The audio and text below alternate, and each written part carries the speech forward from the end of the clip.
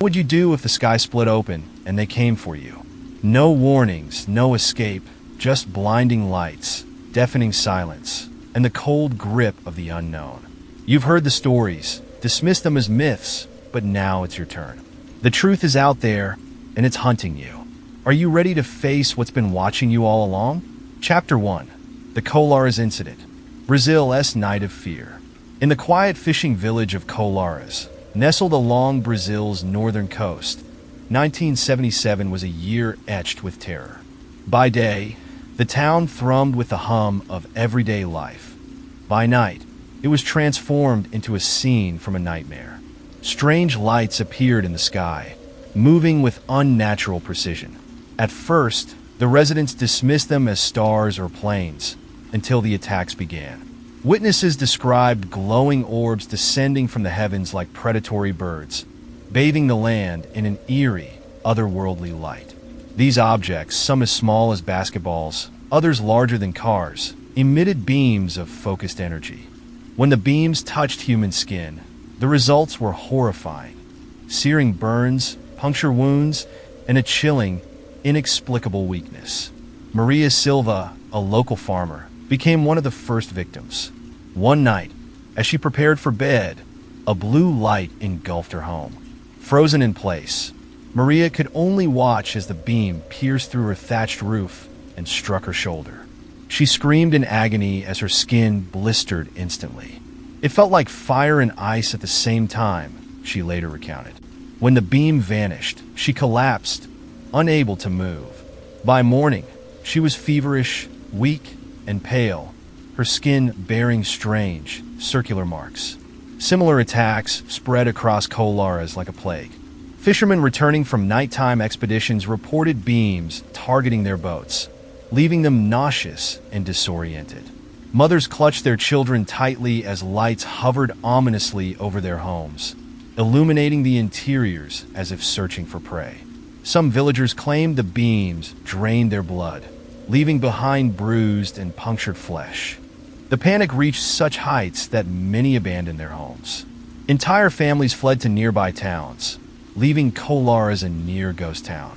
Those who stayed huddled together in terrified groups, armed with rifles and torches, hoping to repel their unearthly assailants. The Brazilian military took notice.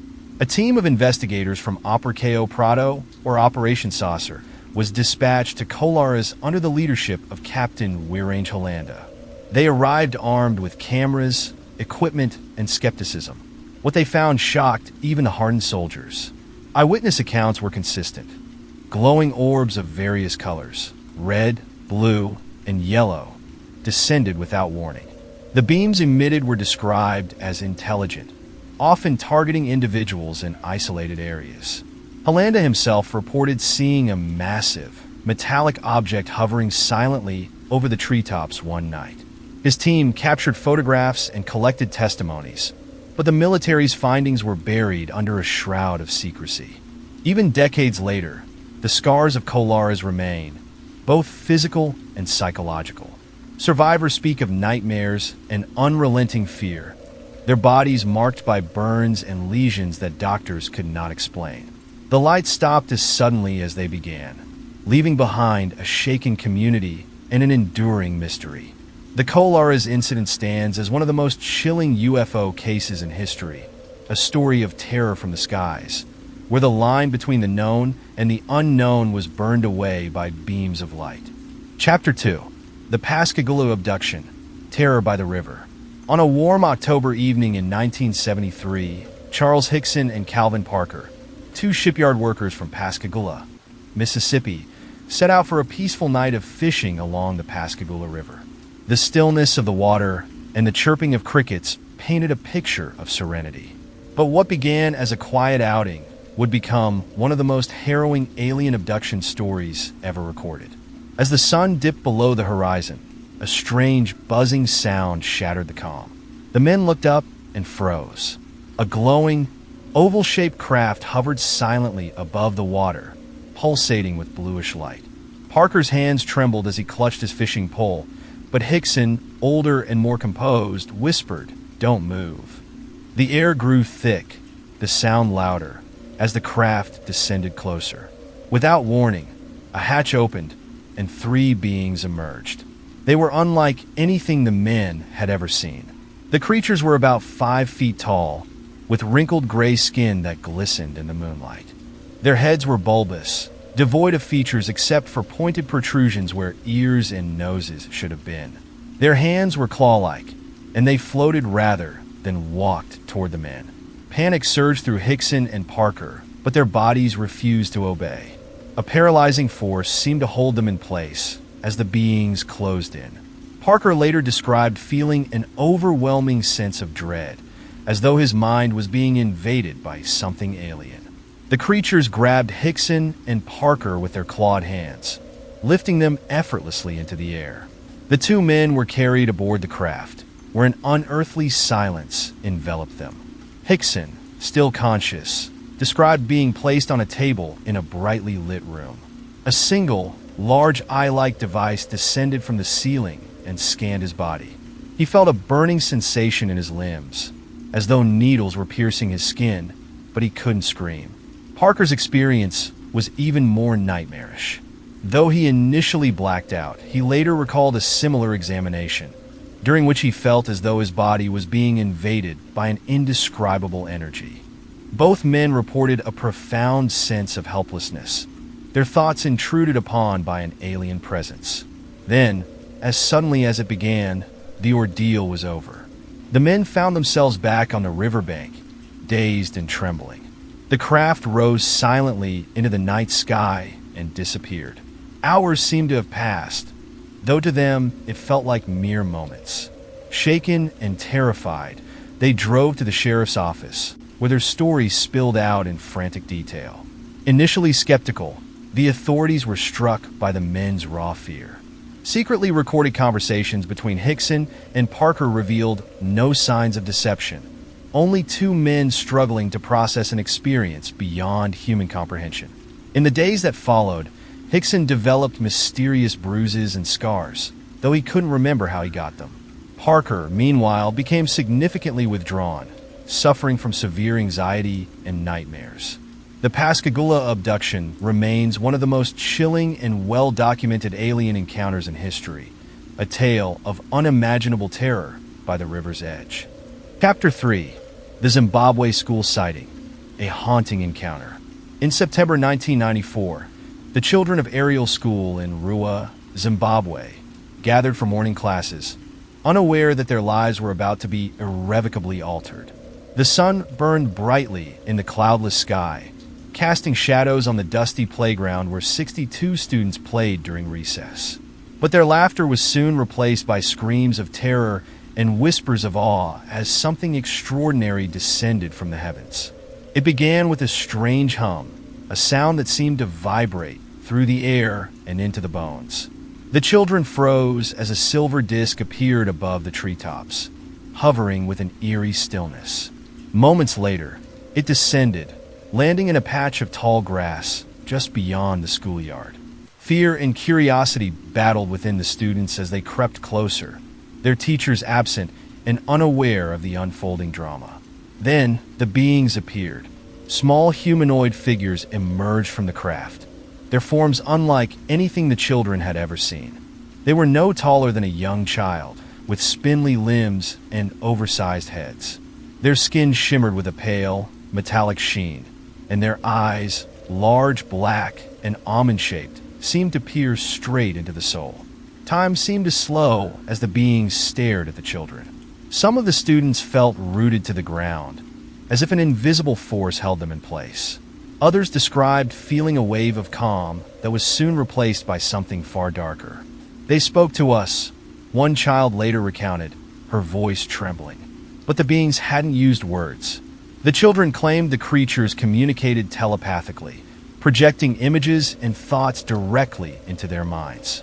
These messages carried a stark warning. Humanity was on a path of destruction, its reliance on technology and disregard for nature leading to inevitable catastrophe. For some, the experience was overwhelming. Young Emma, only 11 years old, collapsed to her knees, clutching her head as visions of burning forests and poisoned skies filled her mind. Another child, James, described feeling as though he were trapped in a nightmare, unable to wake. When the beings finally retreated into their craft and vanished into the sky, the playground erupted in chaos. Some children cried uncontrollably, while others ran to their classrooms, screaming for help. Teachers dismissed the accounts as childish imagination until they saw the terror etched on the students' faces. Investigators arrived in the following days, interviewing the children separately. Their stories remained consistent, despite their young age and varying backgrounds. Experts, including renowned UFO researcher Dr. John Mack, were stunned by the depth of the students' emotional responses. In the weeks that followed, many children reported recurring nightmares. They spoke of the being's eyes, unblinking and endless, and the apocalyptic visions that haunted their dreams. Some were too frightened to return to school, while others became deeply introspective, burdened by the weight of the messages they had received. The aerial school sighting remains a chilling enigma, a moment when innocence collided with the unknown, leaving scars not on the body, but on the mind and soul. Chapter 4. The Travis Walton Case. Abducted into the unknown. On a cold November evening in 1975, Travis Walton and 6 of his fellow loggers were driving back to the small town of Snowflake, Arizona, after a long day of work deep in the Sitgreaves National Forest. The men laughed and joked in their truck as the sun dipped below the horizon, unaware that their lives were about to veer into a nightmare that defied explanation. As the truck rounded a bend, a blinding light pierced through the trees. The men fell silent, staring at the glowing object hovering in the clearing ahead. It wasn't the moon or any aircraft they could recognize. It was a disc-shaped craft, metallic and gleaming, pulsating with an otherworldly energy. Travis, sitting near the passenger window, was transfixed. Without thinking, he jumped out of the truck to get a closer look, ignoring the frantic shouts of his coworkers. The craft hummed ominously as he approached, the air around it thick with an electric charge. Then, in an instant, it happened. A beam of blue light shot down from the craft, striking Travis squarely in the chest. His body convulsed, lifted off the ground as if by an invisible hand. The light flared brighter, and with a deafening crack, Travis was thrown several feet into the air before crumpling to the forest floor. The men in the truck screamed. Panic gripped them as they watched Travis's limp body bathed in the eerie glow. Then, without warning, the craft shot skyward and disappeared into the night, leaving only silence behind. Terrified, the loggers sped back to town to report what they'd witnessed. But when they returned with police to the scene, Travis was gone. For 5 agonizing days, Travis Walton was missing. The authorities, skeptical of the men's story, suspected foul play and interrogated the loggers relentlessly. But their accounts remained consistent. They even agreed to take polygraph tests, which they passed, deepening the mystery. Then, on the 5th night, a call came in from a gas station several miles away. It was Travis. When his co-workers found him, he was disoriented, naked, and shivering. His face was gaunt, his eyes hollow, and his body bore strange marks. Tiny punctures and bruises on his arms, burns on his chest, and a peculiar stiffness in his joints. He mumbled incoherently about bright lights and strange figures before passing out. Over time, Travis recounted his chilling ordeal. After being struck by the beam, he awoke in a sterile, dimly lit room. Towering over him were beings with large, almond-shaped eyes and pale, smooth skin. They examined him without speaking, their thin hands moving over his body as he writhed in terror. Desperate to escape, Travis claimed he fought off the creatures and ran through the craft, encountering rooms filled with bizarre, otherworldly technology. Eventually, he was led out by different humanoid beings, who left him on the roadside before vanishing into the sky. The Travis Walton case remains one of the most famous alien abduction stories in history. Decades later, Travis stands by his account, haunted by the memories of his 5 days in the unknown. To this day, skeptics and believers alike debate the truth of what happened in that forest, a moment when a beam of light forever changed one man's life. Chapter 5. The Flatwoods Monster. Terror in the West Virginia Hills. On a crisp September evening in 1952, the small town of Flatwoods, West Virginia, became the stage for one of the most chilling encounters in UFO lore. As dusk settled over the Appalachian Hills, two young brothers, Edward and Fred May, along with their friend Tommy Heyer, were playing in their backyard when a blazing fireball streaked across the sky. The glowing object disappeared over a ridge, and moments later, a loud thud echoed through the valley. Intrigued and a little scared, the boys ran to tell their mother, Kathleen May. A sense of urgency gripped her as she gathered a group of neighbors and local boys, including Eugene Lemon, a National Guardsman, to investigate. Armed with flashlights, the small group ventured into the dark, wooded hills where the strange object had landed. As they approached the site, an eerie mist hung in the air, carrying a pungent metallic odor that burned their noses and throats. Their flashlights flickered against the shadows of twisted trees, revealing broken branches and a scorched patch of ground. Something had crashed here, but what? Then they saw it. Emerging from the darkness was a creature unlike anything they had ever imagined. Towering at least 10 feet tall, the being appeared to float just above the ground. Its body glowed faintly, clad in a metallic skirt-like structure that shimmered in the beam of their flashlights. Its face, or what they thought was its face, was shrouded in a spade-shaped hood with glowing, piercing eyes that seemed to stare directly into their souls. The creature emitted a low, hissing noise, and the air around it grew oppressively heavy. Lemon, the bravest of the group, aimed his flashlight at the being, only to stumble backward as it seemed to lurch toward them. Panic set in, and the group fled in terror, tripping over roots and stumbling down the hillside. Back in the safety of their homes, the witnesses reported symptoms that went beyond fear. Their eyes burned, their throats itched, and several complained of nausea. A local doctor later attributed these symptoms to exposure to a possible toxic gas, perhaps a byproduct of whatever had crashed in the hills that night. Word of the encounter spread quickly, and the town buzzed with excitement and fear. Reporters and investigators descended on Flatwoods, scouring the area for clues. Theories ranged from an extraterrestrial visitor to a misidentified barn owl perched atop a tree, but the witnesses were adamant about what they had seen. Theories didn't explain the strange marks left in the soil, the metallic residue on the trees, or the lingering smell that refused to dissipate for days. Nor could they erase the vivid descriptions from Kathleen May and the boys, who spoke of the creature's glowing eyes and the sense of dread that seemed to emanate from it. To this day, the Flatwoods monster remains a mystery. Was it an alien stranded on Earth, a military experiment gone wrong, or a case of mass hysteria fueled by fear and imagination? The witnesses carried the memory of that glowing figure and its burning gaze for the rest of their lives, a chilling reminder of that fateful night in the hills of West Virginia. Chapter 6: The Kelly-Hopkinsville Encounter, a Night of Terror. It was a humid summer evening on August 21st, 1955, when the Sutton and Taylor families gathered in their small farmhouse in Kelly, Kentucky. The night was supposed to be ordinary. Children playing, adults chatting, the scent of home cooking lingering in the air. But as the sun dipped below the horizon, the peace of the rural landscape shattered, giving way to one of the most terrifying and bizarre encounters ever recorded. It began with a strange light streaking across the sky.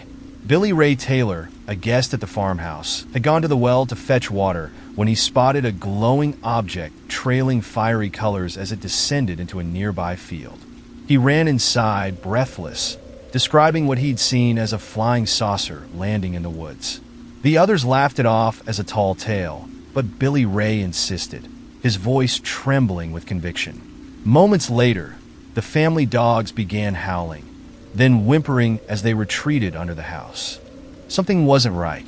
The group, now uneasy, gathered inside and locked the doors, peering nervously into the darkness.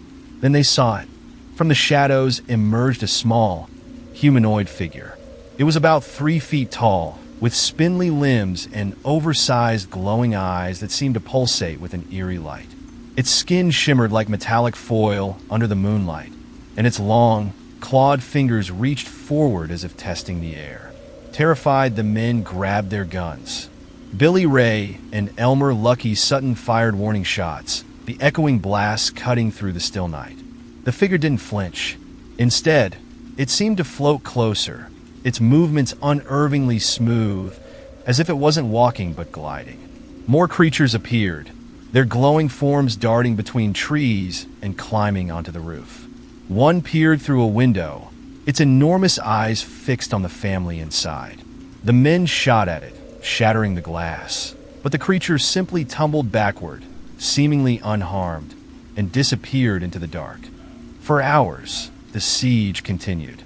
The creature seemed impervious to bullets, their metallic skin deflecting the shots with an unsettling ping. They appeared and disappeared as if playing a macabre game, their glowing forms flashing briefly before vanishing into the inky blackness. Inside the house, the families cowered in terror, the children sobbing as the adults tried to barricade the doors. When the creatures finally retreated, the families didn't wait to see if they would return. They piled into their cars and sped to the police station in nearby Hopkinsville, their faces pale and their voices shaking as they described their ordeal. Law enforcement arrived at the farmhouse, but the only evidence of the attack were bullet holes in the walls, shattered glass, and the lingering sense of unease that hung in the air. Skeptics dismissed the encounter as a hoax or the product of overactive imaginations fueled by moonshine. But the witnesses insisted on what they'd seen. The children's terror was genuine, and the adults spoke of what they had seen with a fear so profound it left them unable to sleep for days. To this day, the Kelly Hopkinsville encounter remains unexplained. Were the creatures extraterrestrial visitors, or was it a shared hallucination born of fear and isolation? Whatever the truth, that night left scars on the witnesses' minds, a reminder of a darkness they never wished to encounter again. Chapter 7. The Voronezh Incident. Terror in the Russian Twilight. On a crisp autumn evening in September 1989, the quiet city of Voronezh, Russia, became the epicenter of an encounter so bizarre and terrifying it defied comprehension. The sun dipped low, casting long shadows across a public park where children played soccer, their laughter echoing through the air. Parents chatted nearby, unaware that the ordinary day was about to descend into chaos. It started with a glowing red orb in the sky. Witnesses described it as larger than a full moon, pulsating with an ominous light. The orb descended slowly, eventually settling in a nearby field. By then, the park had grown silent, the children frozen in place as they watched the strange object. And then it appeared. From the glowing craft emerged a being unlike anything the witnesses had ever seen or imagined. Towering at least 9 feet tall, it had an otherworldly presence that made the air feel heavy. The creature's body was humanoid, but grotesquely distorted, its limbs unnaturally long, and its head bulbous with 3 glowing eyes that seemed to pierce through the onlookers. Its metallic suit glinted faintly under the fading sunlight, and in its hand, it held a strange, tube-like device. Panic set in. Children screamed and ran, only to find themselves unable to move. Witnesses later described a paralyzing force that seemed to emanate from the creature, freezing them in place as if their bodies no longer obeyed their minds. One boy, Ivan, recounted that he felt his chest tighten as though invisible hands gripped him. Another child claimed they could feel the creature's gaze as a physical weight. Adults rushed to help, but were similarly overcome by the strange paralysis. As the crowd struggled against this invisible force, the being moved deliberately, almost as if studying them.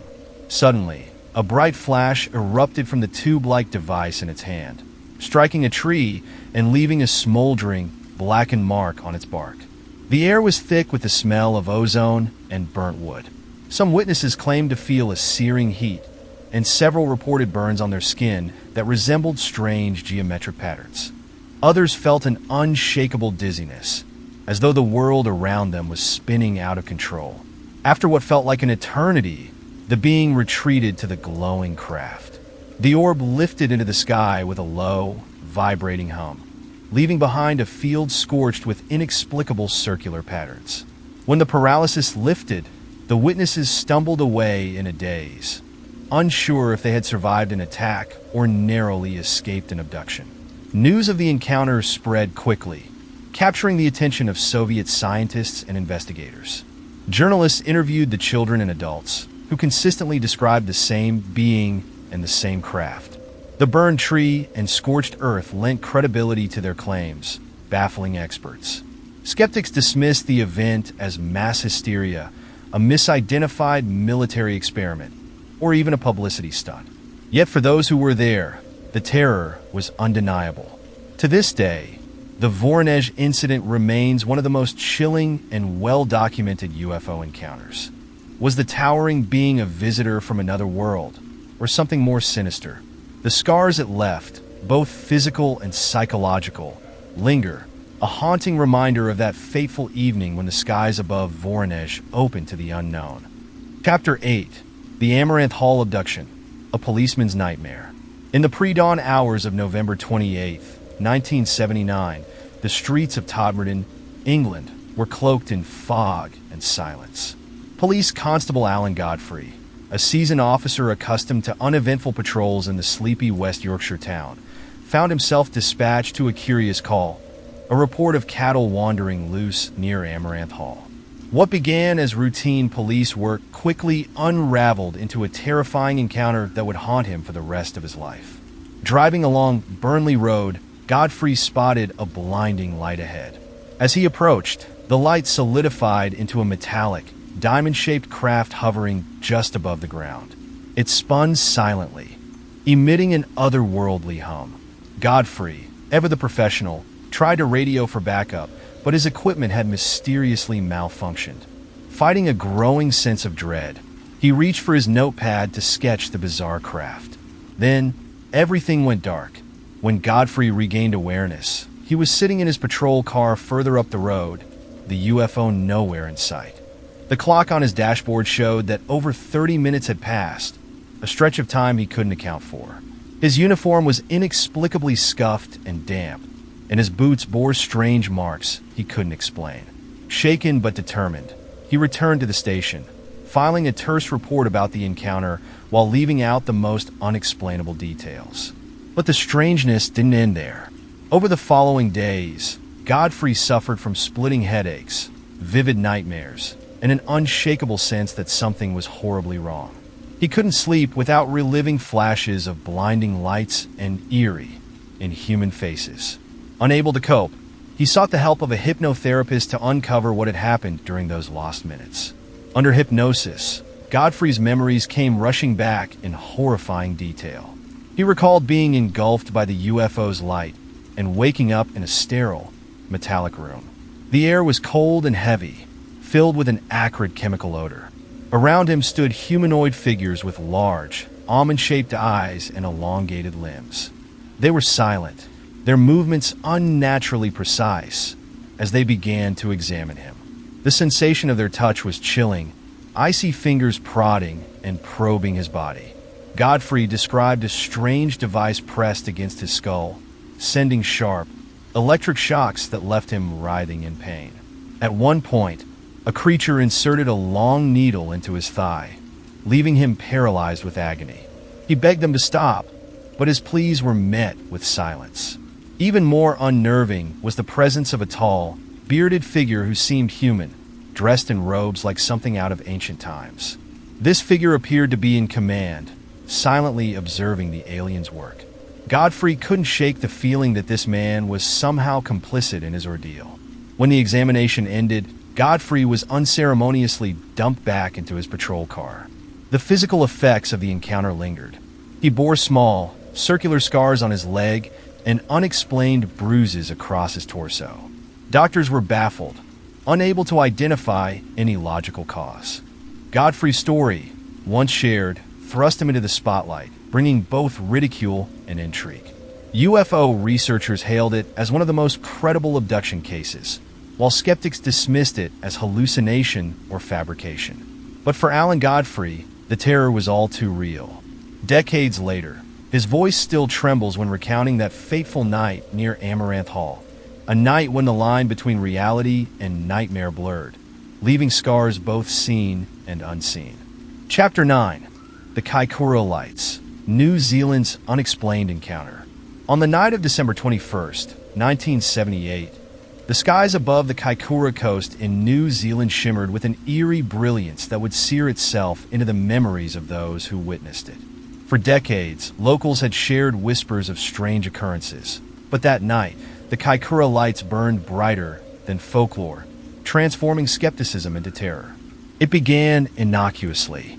A routine cargo flight, piloted by Captain Vern Powell and co-pilot Ian Peary, departed from Wellington toward Christchurch. The crew expected a smooth trip, but as they ascended, the calm was pierced by an inexplicable phenomenon. A dazzling orb of light appeared, weaving through the inky night with impossible agility. At first, Powell dismissed it as a trick of the eyes or perhaps an atmospheric anomaly. But when the light zipped closer and split into multiple glowing spheres, his pulse quickened. "Do you see that?" Peary's voice trembled over the intercom. The crew huddled in the cockpit, eyes glued to the display screens. The plane's radar flickered erratically, tracking unidentified objects moving at speeds no earthly craft could match. One by one, the lights darted closer, their intensity illuminating the cabin with a cold, unearthly glow. What Powell and his crew didn't know was that down on the ground, the spectacle had already captured the attention of locals.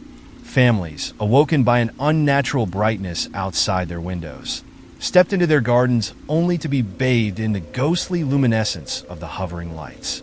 "I couldn't look away," one witness later recounted. "It was hypnotic and terrifying at the same time." As the lights danced over the coastline, some viewers reported physical side effects, piercing headaches that came on without warning and an inexplicable prickling on their skin, as though the atmosphere itself had turned hostile. The following day, others discovered reddened patches, like mild burns, on their arms and faces. On board the plane, the lights' pursuit became sinister. They flanked the aircraft, moving in synchronized patterns as though studying it. The crew radioed air traffic control, their voices strained with fear. Christchurch's radar confirmed the object's presence, but their movements defied logic. "We have visual confirmation," came the ground response, clipped and uncertain. "Unidentified. Proceed with caution." The lights seemed to toy with the plane, darting away only to return moments later, glowing brighter and more intense with each approach. Then, as abruptly as they had appeared, the lights vanished, leaving a hollow, unshakable silence. When the plane landed in Christchurch, its crew was visibly shaken. They recounted the event to skeptical officials, but their story was bolstered by the radar data and the accounts of the dozens who had seen the lights from the ground. Even a television crew, filming aboard another flight days later, captured footage of the elusive phenomena. To this day, the Kaikoura lights remain a mystery. Were they alien craft, experimental technology, or an elaborate atmospheric anomaly? Theories abound, but none explain the physical effects experienced by those who encountered the lights up close. The witnesses' memories still shimmer with fear, the kind that lingers long after the lights have faded. For them, the Kaikoura lights were not just a UFO sighting. They were a brush with the unknown, a glimpse into the unfathomable secrets of the cosmos. Chapter 10. The Socorro UFO, a terrifying close encounter. The desert air over Socorro, New Mexico, was dry and warm on April 24, 1964, when police officer Lonnie Zamora's quiet afternoon took a turn into the unknown. A thunderous roar shattered the calm, followed by an explosion-like sound that rattled the windows of his patrol car. Zamora, a seasoned officer known for his level-headedness, instinctively turned his vehicle toward the commotion. Little did he know, he was driving straight into one of the most chilling and enigmatic UFO encounters in history. Following a dust-filled trail, Zamora crested a hill overlooking a remote ravine. What he saw next froze him in place. A gleaming, egg-shaped object rested on the scrubland, its metallic surface gleaming under the harsh desert sun. Strange insignias adorned its side, symbols that looked nothing like anything Zamora had seen before. Two small figures, humanoid in shape but disturbingly unfamiliar, stood near the craft. They moved with a strange, deliberate purpose, seemingly oblivious to Zamora's presence. At first, Zamora thought he'd stumbled upon a crashed experimental aircraft. But as he stepped out of his patrol car, the air grew searingly hot, and a wave of intense heat slammed into him, making his skin prickle and burn. Shielding his face, he shouted at the figures, but they made no response. Instead, they turned and vanished into the craft. Without warning, a deafening roar erupted from the object. Flames and smoke billowed from its underside, scorching the sand and sagebrush around it. Zamora stumbled back, his heart pounding. The craft lifted off with an eerie smoothness, hovering for a moment before rocketing into the sky at an impossible speed. Within seconds, it was gone, leaving behind a scorched patch of desert and a lingering, otherworldly silence. Zamora staggered back to his patrol car, his skin tingling with a painful heat. His hands, arms, and face were flushed red, as if he'd been too close to an open flame. Overwhelmed by fear and disbelief, he called for backup. When fellow officers arrived, they found Zamora visibly shaken and the scorched ground where he claimed the craft had landed. The desert vegetation was burned to ash in a perfect oval, and deep impressions in the sand suggested the weight of a massive object. The searing heat lingered in the air, making the sight unnervingly oppressive even hours after the incident. Word of the encounter spread quickly, drawing investigators from the Air Force's Project Blue Book. Zamora was grilled relentlessly, but his story never wavered.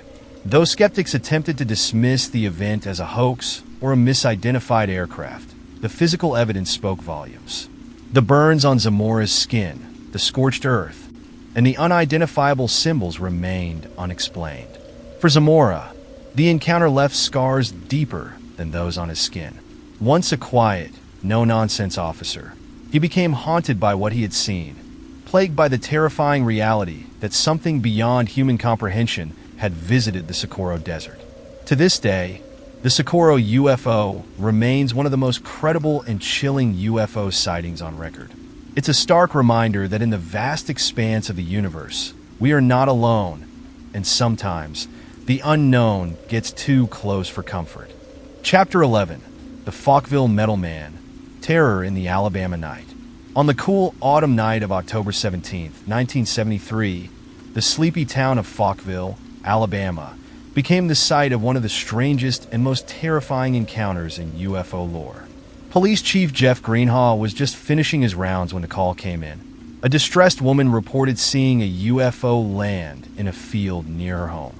Greenhaw, a steady officer with a reputation for thoroughness, grabbed his Polaroid camera and set off, his mind oscillating between curiosity and disbelief.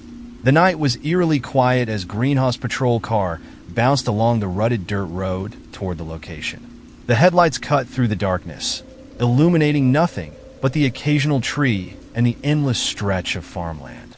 Just as he was beginning to think the call was a hoax, something flickered in his peripheral vision. There, standing in the middle of the field, was a figure unlike anything he had ever seen. Greenhaw slammed on the brakes and squinted into the gloom. It was not human, at least not entirely. The figure stood tall and lean, covered in what appeared to be a metallic suit that glinted unnaturally under the moonlight. Its face was obscured, but its presence radiated an overwhelming sense of menace. Summoning his courage, Greenhaw stepped out of the car, camera in hand. "Who's there?" he called, his voice firm but trembling. The figure didn't respond. Instead, it tilted its head as if studying him, then took a halting step forward. In a flash of bravery or recklessness, Greenhaw snapped a photo. The Polaroid's flash lit up the figure, revealing details that would haunt him forever. Its body appeared sleek and robotic, yet its movements were jerky and unnatural, like a puppet controlled by an unskilled hand. But what truly terrified Greenhaw was the light. The figure raised one of its arms, and a blinding, almost liquid beam of light erupted from its chest. It wasn't just bright, it was consuming. The air seemed to crackle with energy, and Greenhaw felt his skin prickle as though tiny needles were pressing into his flesh. His vision blurred, and an intense wave of disorientation swept over him. Staggering backward, he dropped the camera and shielded his eyes, but the light was relentless. Then it charged. The metallic figure moved with a speed that defied its earlier stiffness, closing the distance between them in seconds. Greenhaw scrambled back into his patrol car, his pulse hammering in his ears. He slammed the door and gunned the engine, the tires spinning wildly in the dirt before catching traction. As he sped away, he glanced in the rearview mirror. It was chasing him. The figure's jerky gait had given way to an unnatural, bounding sprint. It kept pace with the car, its metallic body gleaming under the red glow of the taillights.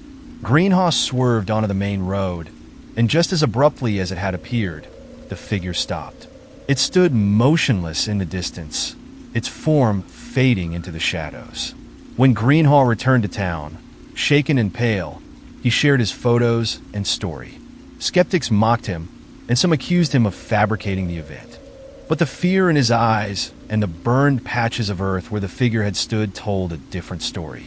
The Falkville Metal Man remains an enigma, a chilling reminder that some encounters defy explanation, leaving behind more questions than answers and a lingering dread that the unknown might return. Chapter 12. The Dyatlov Pass Incident. A night of terror in the Ural Mountains. The night of February 1st, 1959, was bitterly cold in the Ural Mountains of Soviet Russia. Under a moonless sky, 9 experienced hikers pitched their final camp on a desolate slope known as Kolit-Syakhl, or Dead Mountain. What began as a bold adventure into the wilderness would end in horror, spawning one of the most chilling mysteries of the 20th century. When rescuers found their campsite weeks later, it was a scene of chaos and dread. The hiker's tent, partially buried in snow, had been torn open from the inside, as if the group had fled in panic. Their belongings, boots, clothing, food were left behind. The icy trail leading away from the tent revealed bare footprints, bizarrely inconsistent with the sub-zero temperatures. The bodies were discovered in stages, scattered over hundreds of meters. At first, the deaths seemed explicable. Hypothermia, perhaps brought on by disorientation in a snowstorm. But the closer investigators looked, the stranger the evidence became. 2 bodies were found at the edge of a forest, stripped to their underwear, as if they had been in a fevered delirium. Others lay deeper in the snow, their faces frozen in expressions of sheer terror. But it was the last 4 bodies, discovered months later in a snow-covered ravine, that defied all logic. These victims bore injuries so grotesque and inexplicable that seasoned forensic experts were left baffled. One woman's chest had been crushed with the force of a car accident, yet her skin showed no external wounds. Another had his skull fractured, as though from a tremendous blow. Most chilling of all, one hiker's tongue was missing, torn out with surgical precision. Stranger still, traces of radiation were found on some of their clothing, an anomaly no one could explain. What could have caused such a catastrophe? Theories ranged from avalanches to military experiments gone wrong, but whispers of alien involvement grew louder as the details emerged. Witnesses in a nearby village claimed to have seen strange orange orbs floating in the sky on the night of the incident. These glowing lights, unlike any aircraft, were reportedly silent and unervingly precise in their movements. Could the hikers have encountered something not of this world? The idea gained traction when investigators pieced together the final hours of the group's lives. Their diaries and photographs, recovered from the abandoned campsite, painted a picture of camaraderie and excitement until the last entry, a blurred image of a strange light in the sky. Was it a meteor, a flare, or something else entirely? Some conspiracy theorists argue that the injuries align with accounts of UFO encounters. Extreme trauma caused by intense pressure, the surgical removal of body parts, and residual radiation. The tent, ripped open from within, suggests the hikers were fleeing from something so horrifying that they chose the freezing wilderness over staying another second inside. The official Soviet investigation offered little closure, attributing the deaths to an unknown compelling force. Decades later, The Dyatlov Pass incident remains a puzzle, a story that chills the bones of anyone who dares delve into its details. What drove 9 skilled adventurers into the jaws of death that night? Was it a freak accident, a secret weapon, or an encounter with the unknown? As the winds howl over Dead Mountain, the truth remains buried beneath the snow, a mystery as cold and unyielding as the night it unfolded. Chapter 13. The Allagash Abductions, a night of fear and fire. It was a perfect summer night in August 1976 when 4 friends, Jack and Jim Weiner, Chuck Rack and Charlie Faltz, set out on what they thought would be a serene camping trip deep in the Maine wilderness. The Allagash Waterway, a sprawling expanse of dense forests and crystal-clear lakes, promised solitude and adventure. But the stillness of the wild would soon be shattered, leaving them with haunting memories that defied explanation. On their second night, the group decided to go night fishing, paddling their canoe out onto Eagle Lake. They carried with them only their gear and a single flashlight, its beams slicing through the velvety darkness. The world around them was silent, save for the gentle lapping of water against the canoe's hull. Then they saw it. A glowing orb of light hung low over the treetops on the far side of the lake. At first, they thought it might be a plane, but it was too large and eerily motionless. Its light pulsed rhythmically, shifting from white to an otherworldly green. It was mesmerizing and beautiful, until it suddenly moved. The orb surged closer, impossibly fast, casting an unearthly glow over the water. The men panicked, waving their flashlight in a desperate attempt to signal for help. But the beam seemed to only provoke the light, which now hovered menacingly above them, its glow intensifying. "We need to get out of here," Jack shouted, breaking the group's trance. They paddled furiously toward shore, but the light followed, moving with an intelligence that defied nature.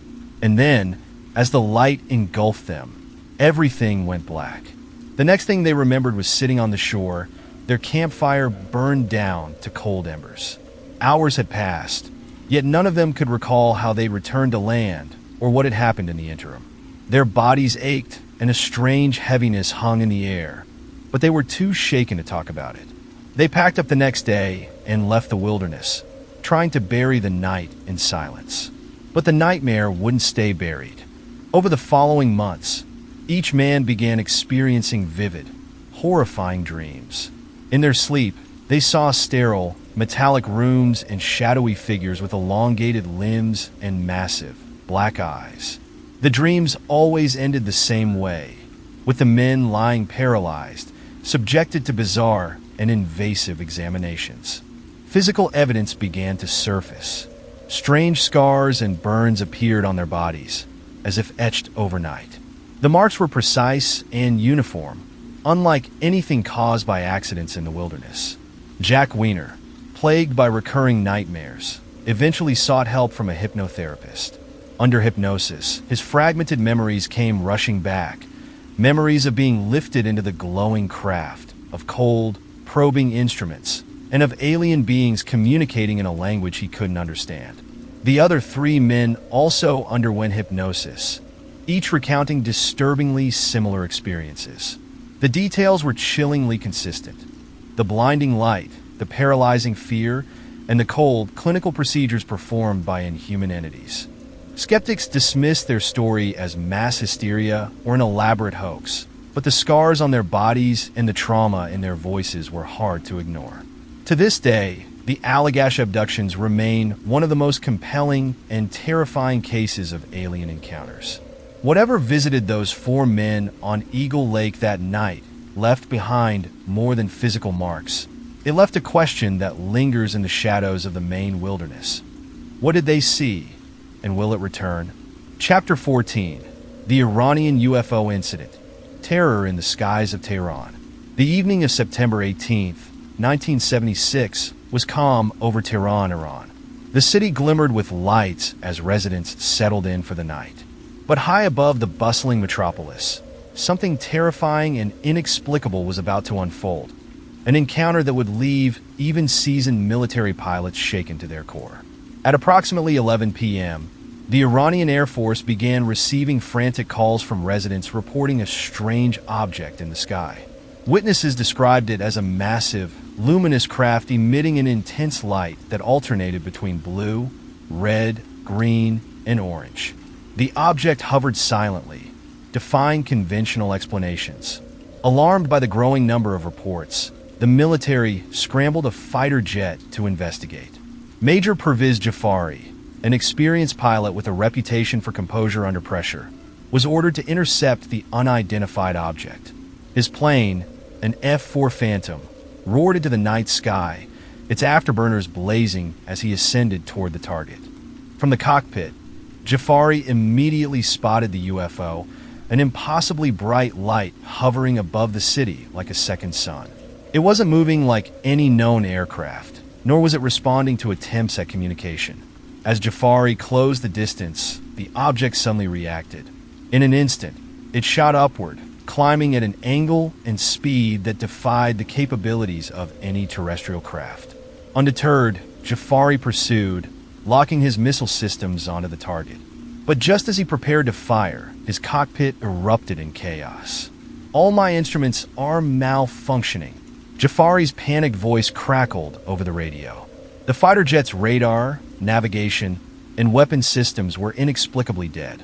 Even his communications flickered and stuttered. At the same time, a searing pain shot through his body, and his vision dimmed, leaving him momentarily blinded. Jafari fought to steady the aircraft, his training the only thing keeping him aloft. The UFO, as if taunting him, released a smaller, glowing orb. This new object darted toward Jafari's jet with alarming precision. He banked hard, evading the orb at the last second, but the light circled back, hovering ominously. Jafari felt an overwhelming sense of dread as his jet trembled under the strain of his evasive maneuvers. The orb finally broke off, retreating to the larger craft, which shot off at a speed Jafari could only describe as otherworldly. Disoriented but determined, Jafari regained partial control of his jet and began his descent back to base. As he did, he noticed the UFO again, but this time it was moving toward the ground.